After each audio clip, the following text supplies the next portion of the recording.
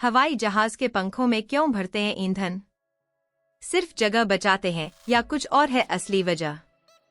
बहुत से ऐसे सवाल होते हैं जिनके बारे में हम यूं तो नहीं सोचते, लेकिन जब ये दिमाग में आते हैं तो लगता है कि पहले क्यों। एक वक्त था जब लोग एक जगह से दूसरी जगह पर पहुंचने में कई कई दिन लगा देते थे। अब परिस्थितियां बदल चुकी हैं। विज्ञान ने यात्रा के लिए ऐसे वाहनों का आविष्कार कर दिया कि इंसान कुछ ही घंटों में लंबी से लंबी दूरी तय कर सकता है। हालांकि हवा में हमें उड़ाकर पहुंचाने वाले एयरक्राफ्ट के बारे में बहुत सी चीजें ऐसी हैं जिन्हें हम नहीं जानते। एक ऐसे ही दिलचस्प सवाल का जवाब हम आपको आज बताएंगे। कुछ ऐसे तथ्य होते हैं जिनके बारे में हम यूं तो नहीं सोचते, लेकिन जब ये दिमाग में आते हैं तो लगता है कि पहले क्यों इसका जवाब नहीं ढूंढा।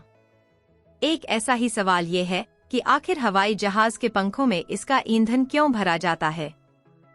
क्या आपको इसका जवाब पता है? अगर नहीं तो चलिए आज हम आपको इसके बारे में विस्तार से बताते हैं। क्यों भरते हैं विंग्स में ईंधन? ऑनलाइन डिस्कशन प्लेटफॉर्म कोरा पर किसी ने ये सवाल पूछा तो तरह तरह के जवाब आए।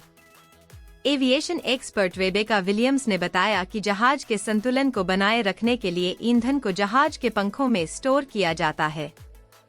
ईंधन का वजन ज्यादा होता है और अगर इसे एयरक्राफ्ट की मेन बॉडी में कहीं स्टोर किया जाएगा तो सामान रखने की जगह कम हो जाएगी।